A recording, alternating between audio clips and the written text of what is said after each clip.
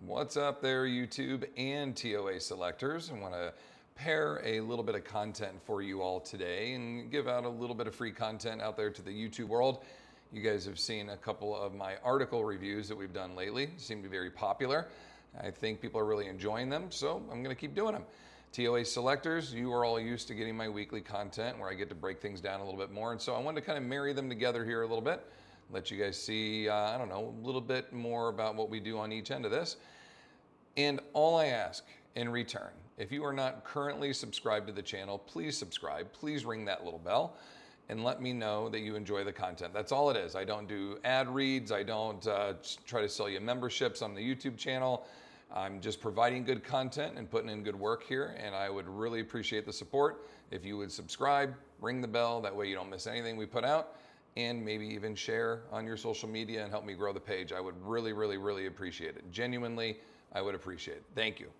Okay, today's topic, we are going to talk about partner training. Recently, I did a rant on social facilitation. Norman Triplett, bicyclist, how having another individual or multiple individuals present allows you to increase the arousal stimulus of performance, okay? And all that research and all that information is all very pertinent to this. Really, this is kind of the same idea as having the other individuals present, as if you just have one other person present, either a trainer or a partner. There's great support to the idea that that other person will help with accountability, making it more fun, enjoyable, a competitive environment, etc., and keeping consistencies and such. So let's dive into this a little bit. I wanted to find like a non-journal-based research article that was just kind of a public Google search. So I threw that in here for the general population to be able to find. That way you didn't have to have membership or anything like that to see it. This was the very first one that popped up. So I just took a screenshot of it. 2016, it was a little while ago. Research project was done here on having a good fitness buddy, and it came down to two things. You had a good fitness buddy for emotional support, or for, what was the term they used for the other one? It was like emotional support, or you had one that was there for like consistency support. And they found that the individuals that had a consistent partner, a partner that always showed up time, kept them on track, was like boom, boom, boom, hey, we had to rest, we had to go, we have to rest, we have to go, you know, ran the program, was fine. But the ones that were just a little bit more on the emotional side, hey, you can do it, you know, they were really supportive and encouraging, maybe not so, you know, clockworthy and so stick to the guns, but were just more emotionally responsive to the engagements and the training experience. They had a much better time and much better results. But either way, in the two control groups, they had groups that split with partners, no partners. The ones with partners definitely produced a better work capacity. I think they tracked it by intensities and, you know, how many calories were burned over a certain period of time, 20 minutes or whatever it was. And then the ones with partners were split into two groups, those that were given emotional support and others that were just given, you know, by the book instructions. So I thought that was pretty interesting. I thought that was pretty cool. I said, you know what, we've looked into this in the past. I would agree. What are some of the other articles and the other businesses out there? So what are they saying? So I went and looked around, and as you know, this is a term that I thought I invented, the partner, I go, you go, or you go, I go, however you want to do it. The give and goes, I'm kidding when I say I invented it. That's one of the most simple things. The give and goes, or the you go, I go, is a really fun format for exercise. So in this session right now, I'm going to give you a very good outline and some good strategies and some suggestions on exercises that you can use, and programming components too, times and intervals and such, that you can use with your workout buddy or with your clients, okay, to prompt and create a partner style workout that is socially facilitized, if that's how you could say that you'll get a social facilitation response from, meaning that because they're present, we're going to work a little harder. We know we're going to get that response, so let's not take it for granted. Let's put in the best format, the best style that we can, and maybe not the best, but one that, because the best is debatable, okay? But what we can do is plug this in and say, here is a designed, a organized, a specific style of training as a pair, right, as partners, that will give us great results and give us a very good workout, at least in the interim, okay? So looking at some of these, I just wanted to give you a couple of the areas you could go and check out their website. They talk about the partner, the give and go, okay? And then Go 360, I haven't read a whole lot on here, but this was a basic one just about having a walking partner and doing, if you're gonna do some circuits, having a circuit partner that could come in and do selectorized machines with you. Healthline, okay, they talked about 21 moves that you wanna add to your partner workout, so they had some really good support and some ideas in there. Again, I'm doing general searches, so you're gonna get it from all spectrums across the board, from great things like the NSCA all the way down to the bottom of the barrel where you're gonna find other businesses that embody fitness to a certain level. That's enough. That's all I got to say about that. What did Thumper's mom say? Was it Thumper or was it Bambi's mom? Which one said, if you don't have anything nice to say, keep your fucking mouth shut, right? Who was it that said that? Was that Bambi or was it Thumper? Either way, I wish she would have never said it, because I got some shit to say about my least favorite fitness franchise in the profession. But I love going to their gym to work out when I'm traveling, because I always got a good story to tell. Anyway, let's look at what they've got to say. Here are some good exercises you can do with your partners. Jump squats, perfect. Okay, jump squat. We always want to go to the hardest thing. I'm surprised burpees wasn't number one, right? And then we're going to do a chest press with a resistant band. That's easy to get in and out of with a partner. And then an overhead pass with a squat. I don't know if it's like setting a volleyball to a partner. Next one, sit up pass. So let's do 2 passes back to back. And then a push up with a shoulder tap. Okay, are you tapping my shoulders or my partners or whatnot? And then a body weight squat. So another squat, but we're not going to jump this time. And last one was probably not the best resource to look at when it comes to this. I don't mean to shit on them. I mean, I do. I don't like their model at all. I think a lot of what they preach is so freaking, I'm trying not to curse here, I'm trying to keep it clean, is so ridiculous, okay, and so hypocritical that it actually does damage. Like, I think it does damage to people, but this is not, I will do, if you guys want to hear a good rant, okay, if you really want to hear one about PF, then I will do it. But I've got to hear from you guys. I've got to hear, number one, that you got this far in the video. I would love it if you'd subscribe, and then I will do one just on them if there's enough demand, okay? Is that a good deal? Can everybody share this video out, subscribe, and then leave me a little note and let me know that you would like to hear one on that, and I will consider doing it. Hopefully I won't ruffle too many feathers. Okay. So in the search for, I hope you guys do it. I really want to do it. All right, I'm only going to do it if you encourage me. All right, so looking at the value of the partner, like what is the great part of it? We looked at the research. We understand that when there's someone else is there, but why? Like, let's look at it a little bit deeper. There were 2 very good articles. Again, I'll put links in the notes down below. Workout partner benefits. Friendly competition, social facilitation at its best, as we talked about. You'll have more fun, for sure. I mean, it's definitely a lot more fun to work out with other people. As a semi-private trainer, which means I train multiple people at once, okay? I think it's awesome every once in a while when one of my clients is traveling and the other one gets to come in and we get some solo one-on-one time. I do enjoy that. You don't get to have some personal conversations. You don't get to go to some of the depths in a relationship from trainer to client that you would normally get if you were one-on-one all the time. But on the flip side, rarely do you really get people to push and work up to a high level because they get really comfortable with you. They get really comfortable with just that one other person there. But when there's just one more, like 3 is not the crowd. 3 is the great training, 3+ I should say.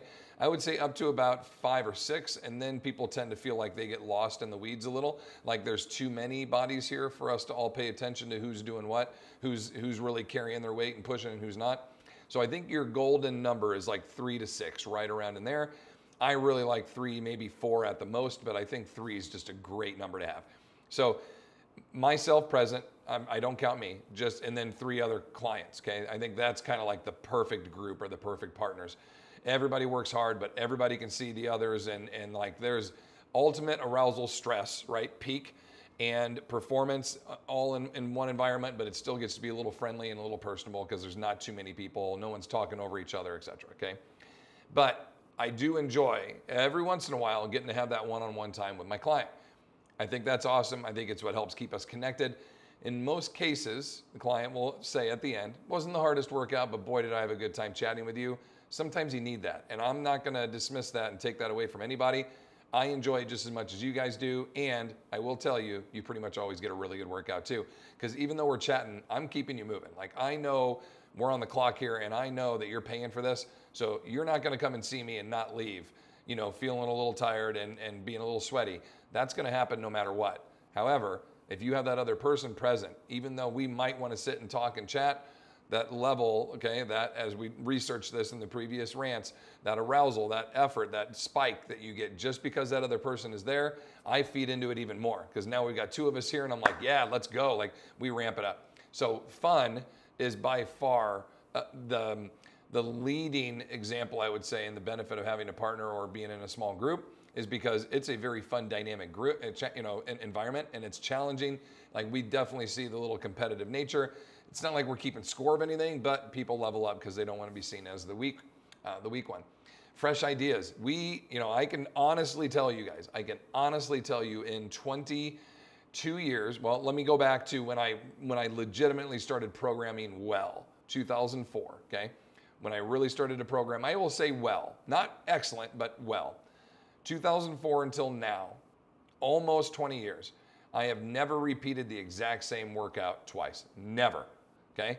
It had a different warm-up, it had a different volume, it had a different rest period, a different handle, a different grip, a different this, a different that. There's always something a little bit different. I don't like doing the exact same thing even once. Well, obviously once. I don't like doing it again, not even one time. I want to have something different a little bit every time.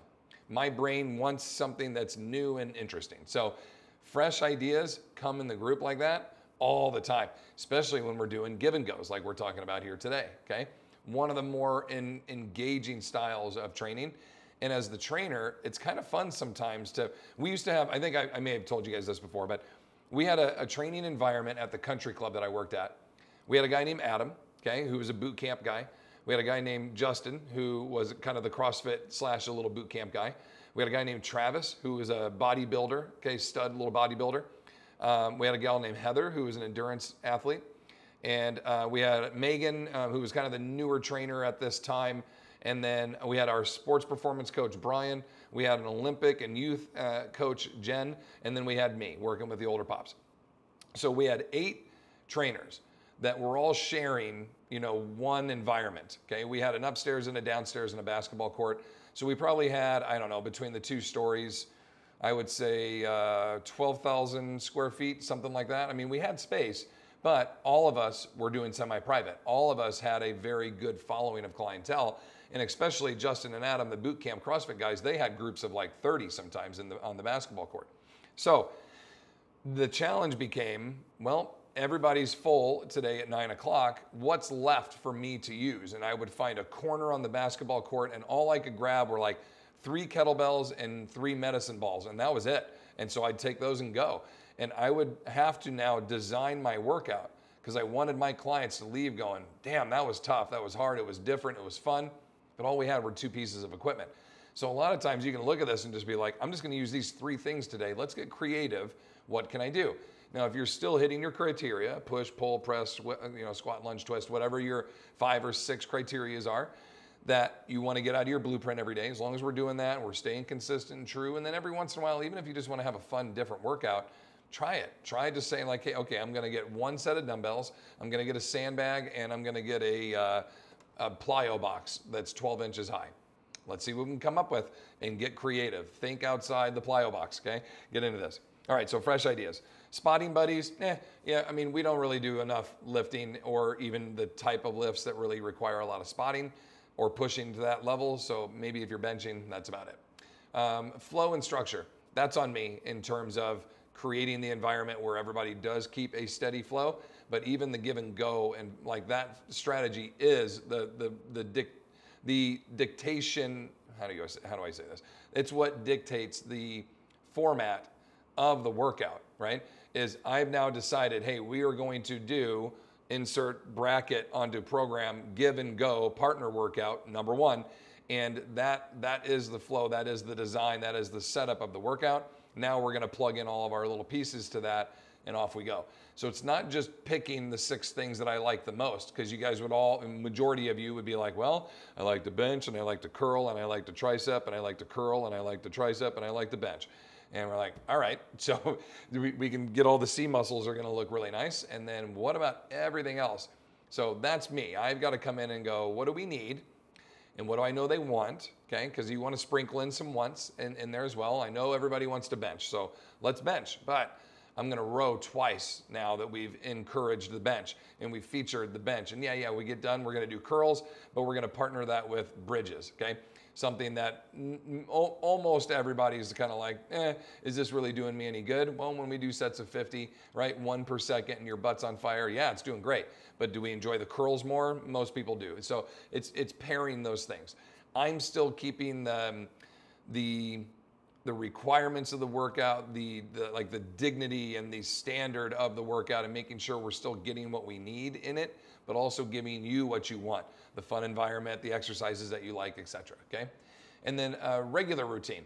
So yeah, just like we talked about, keeping your regular standards of what you have, and then staying motivated. The partner is great for staying motivated, and that's the cool part. Like we had Kathleen and Lydia and Linda all in here today. And while we're doing the workout, Kathleen kind of chuckles. She was on the ski erg. That's why I was pointing over there. She kind of chuckles for a second. She goes, I'm so glad I came today. I wasn't going to, right? Like she kind of chuckled to herself. We were having such a good time. All 3 of them were a sweaty mess, right? My Instagram, you could see it. They all have their vests on. Everybody brought their vest, or I had a couple in house here. We all wore our vests for the first 25 minutes, took them off for the second 25 minutes, and they just crushed this workout. But they were all smiling, they were all sweaty, everybody loved it, hugs at the end. Like it's such a cool and fun environment. But even when you feel like, man, I just don't want to go today, that little reminder in your brain's like, you're gonna feel better, number one, afterwards. And number two, everyone's counting on me to be there. Like they don't want to show up if I'm not there. I don't want to show up if they're not there. Like there's an accountability of don't leave your partner, no man left behind, right? No troll left behind. Like we've got to come back. If you guys haven't seen Trolls, you won't get that one. You've got a responsibility to the group to show up and to be there and to hold the line with them, right? We're all in this together, as we talked about. So yeah, that's a big part of it, is enjoying the reliability, the consistency of the group, and knowing that my team's going to be there for me and I can't let them down. I got to get there. And it's one of those quotes that everybody posts at some point, but nobody ever regretted a workout that they just completed, right? Like you never get done and go, man, I wish I didn't do that. Unless there was an injury, but if you were training more efficiently and smarter, you probably wouldn't have got injured, right? So I mean, that's a little chicken or the egg. What came first, poor programming or the injury? Anyway, could be another rant right there. All right, here's another list from Swerk It Health. I saw the list. I thought I'd throw it on here. You'll work harder. Yep. You'll stay consistent. Enjoyable workout. Yep. Trying something new. Cool.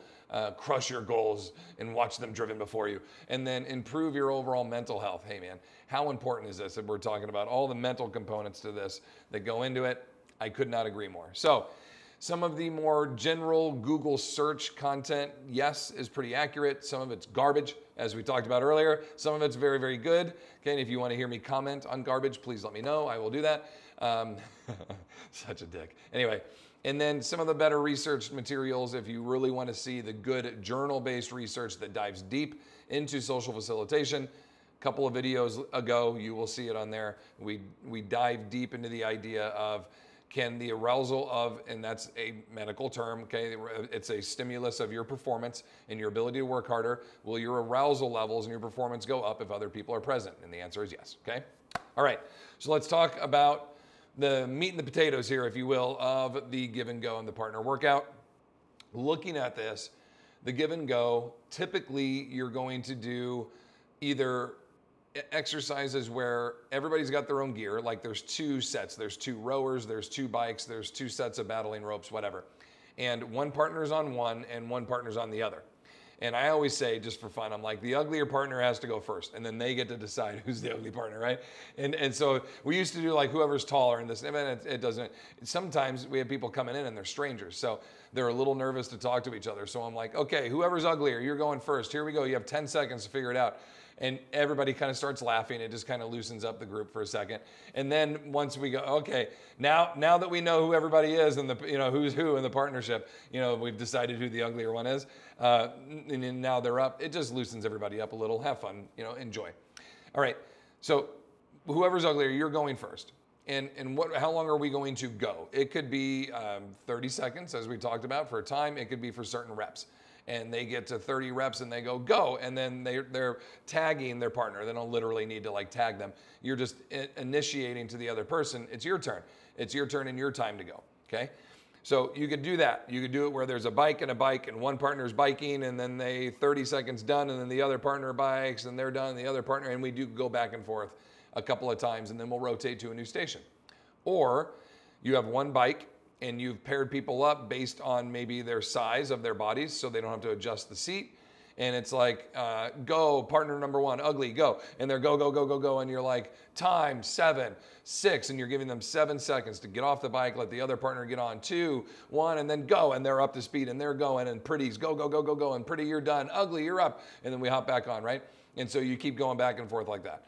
That's totally fine. Whatever setup you have, obviously having the 2 pieces of equipment is probably going to be a little bit more efficient and time appropriate. So you don't have 57-second intervals that you have to, label off in between and call off. Just little things like that can drag down the workout a little bit, but it's not a huge deal. That's what you have to work with. Do it, okay? So in this, I'm just giving you ideas. There's lots of ways to do this, but that's typically kind of how it's done.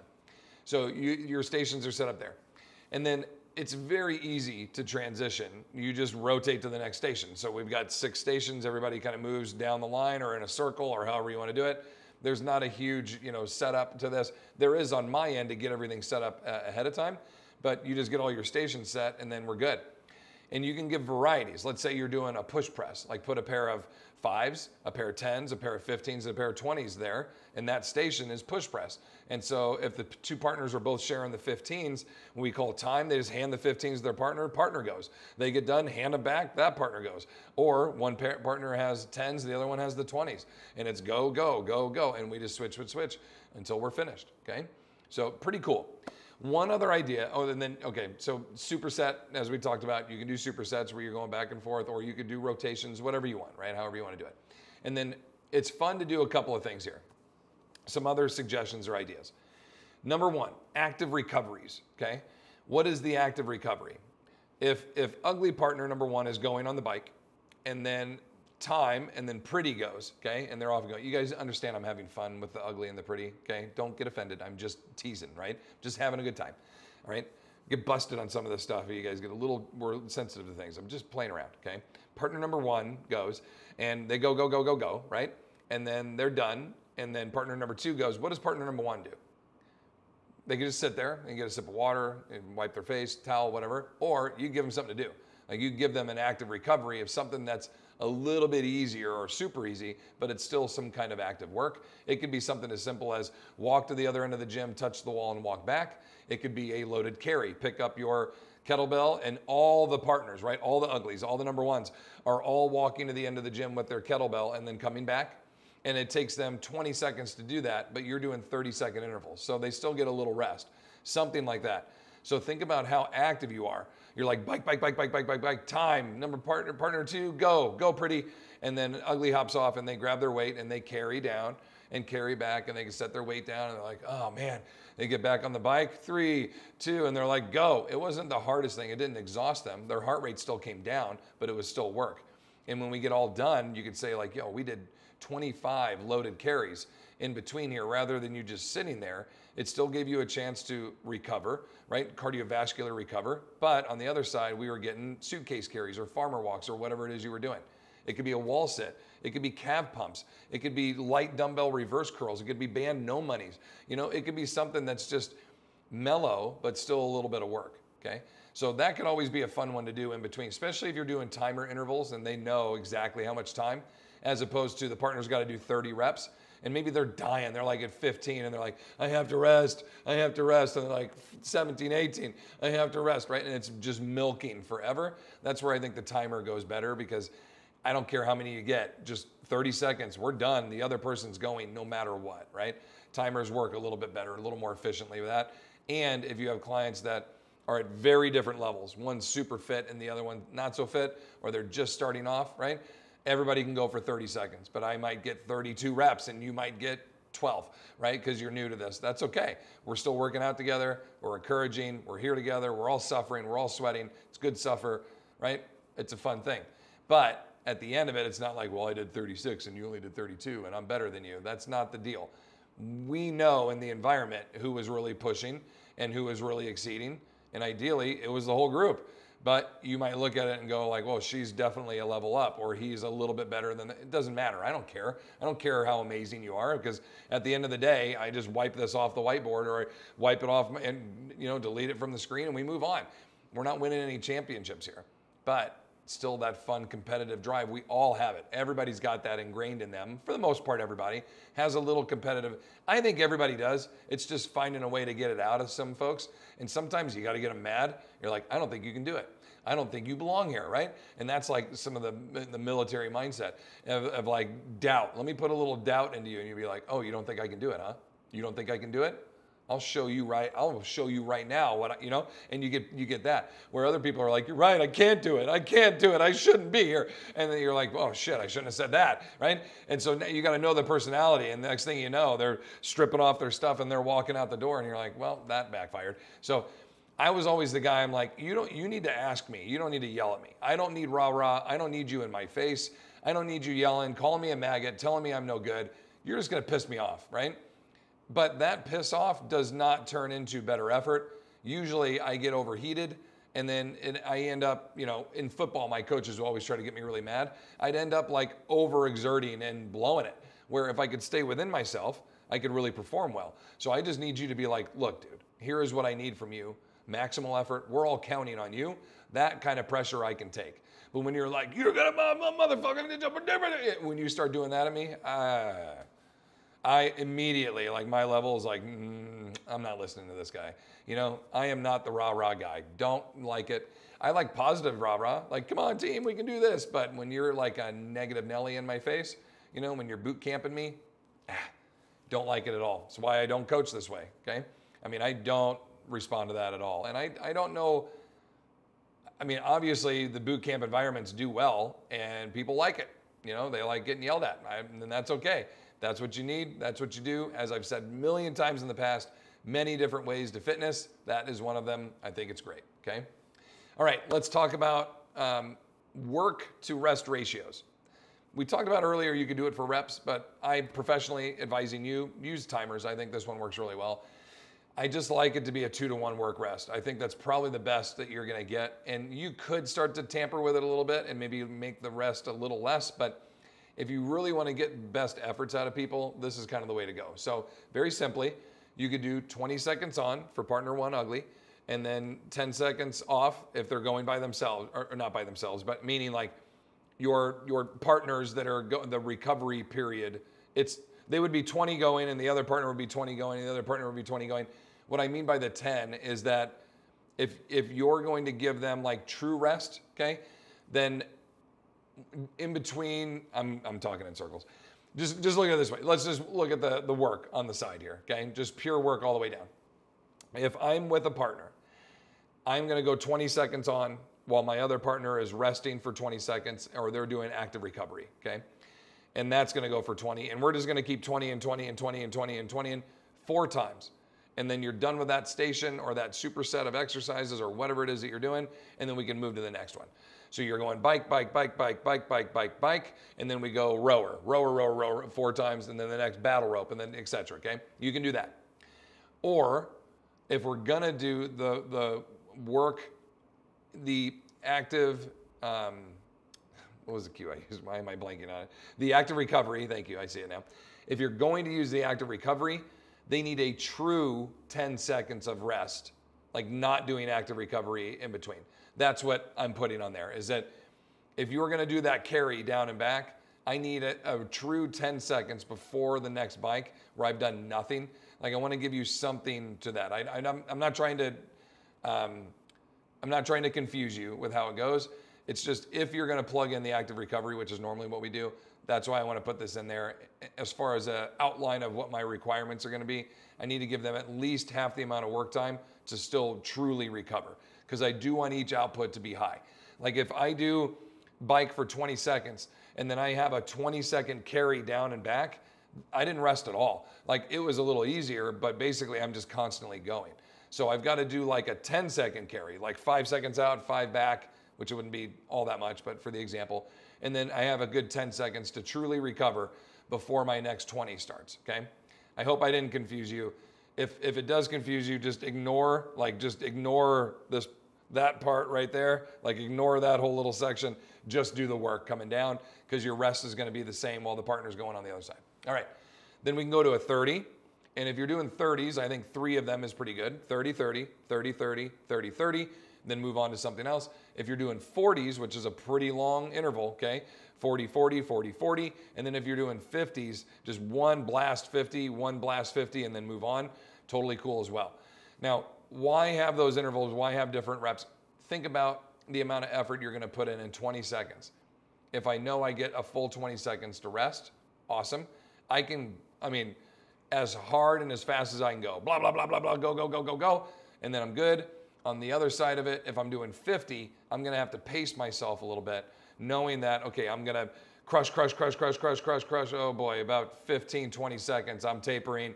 And at 25, 30, I'm toast. I went out way too fast. So you're going to have to go like, oh, I need to have a little buildup. And on the coach, you're like, all right, ready, begin. Give me 70%. And they're like, skier again, right? 70%. And then about halfway, you're like, crank it to 80. And they're like, cool, 80. And then with like 10 seconds, you're like, 90. And then the last 5, go. And then they crush in time. And so you built them up to just a blast, like a build up to where they walked and then they ran and they sprinted and they were toast, okay? I could do that once. But if I need to do that again, even with 50 seconds recovery, it's probably not gonna be great. So you wanna give a little bit something different. Like if I just did that on the ski erg, my next one should be 50 seconds of push-up hold, or 50 seconds of a medicine ball throw, like something that is very different than what I just did, okay? Or squats, something that's a whole different muscle group, okay? All right, so it gives you a little idea and some ideas on how to do this. We look at those work to rest ratios, which is really work to work, right? Because you're 20, 20, 20, 20.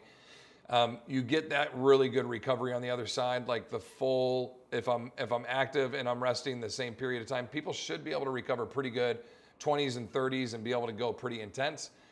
I want to give you some exercises to kind of fit that. Also on the conditioning side of it. So this is a little bit of a combo. If you're going to do high intensity resistance training with your partners, where we are going to lift for our intervals, right? Or if I'm going to do high intensity interval training, where weight isn't really utilized all that much. It's mostly body weight stuff like the ski erg, the rower, the air bike, maybe pushing the tank. Okay, though there is weight there, I'm not really doing like repetitive reps. It's just a full body effort against a load. The battle ropes, yeah, there is some weight to them, but not exactly a consistent amount of load. Like we talk about pure lifting versus all of this other stuff that falls into more of the conditioning side. Basically HIIT training, high intensity interval training, is without load for the most part, or not, I should say, not a heavy load. And then high intensity resistance training is with load in hand, okay? So I give you a little variety across the board. Medicine ball work, your pulleys, your dumbbells, your kettlebells, sand bells, right? The ones you can slam and toss, sand bags you can clean and carry, sand balls, ones you can throw, toss, chuck, right? All great. Vest work, maybe you have a couple of stations where they get to wear a vest. 3 stations, they take the vest off, they go into 3 stations where they don't have them, or maybe they wear the vest for the whole workout, right? They do a round with the vest, a round without it, a round with it, a round without it. We rotate through. Stations where just lots of band work, pulls and drags and whatever else. Barbells, if your clients are proficient and good with barbells, do that up. Landmine, okay? You can hook up the landmines, the pivot points, plyo boxes, step ups, if your clients are capable of jumping or doing some lateral step ups or lateral lunges to an elevated box. Anything across the board there gives you some good options, some good variety, some things that you can think about, okay, as you go. So keeping this in mind, as you kind of look into your partner training environment, your partner training opportunities, I like to look at this and say, can I take a primary mover, my target, overhead press, can I crush that? I like to do 4 30s, okay? It was kind of those top two mixed together where we go 30 on ugly, 30 off on for pretty, partners 1, 2, 1, 2, 1, 2, right? I get 4 of those in, 4 30 30s, and then rotate to a new station of exercise. We will go like a push press, okay? A dip and a push, primary shoulder drive. The next one we'll do a hinge and a high pull. So it's kind of agonist antagonist, like opposite angle movements. If I can push press up using my hip drive going vertical, then I want to hinge and pull, okay, along that same vertical axis, push press, hinge and pull, right? So that's vertical axis work, and it's shoulder driven, and it's still kind of shoulder, but posterior chain with the momentum of the hinge, right? So I'm kind of getting agonist antagonist, opposites working in there. And then the next, I'll do like a pivot point chest press and then a pulley dynamic row. So then I'm getting my horizontal push, my horizontal pull, and I'll get those in, boom, boom, boom, boom, right? And then I'll do like a kettlebell swing and a sit to stand jump. Sit down, stand up, jump, sit down, stand up, jump. And I'll go swing and jump and swing and jump, and I'll work those together. And then the last one, I'll do like a hamstring curl on the glute roller or a physio ball, and then a seesaw plank or a push-up hold or a plank to push-up, up, down, something where I'm kind of getting the backside focus posterior and then the front side, right? And so if you look at all of those, each one of those had a specific intention to work a primary and then a primary, and those are kind of opposite each other. So at the end of the day, when we get the whole workout done, and when you look at it and you go, did we do a balanced workout? Absolutely, right? I had my 2 vertical actions. I had my 2 horizontal actions. I had my front and back, dynamic pulling movements.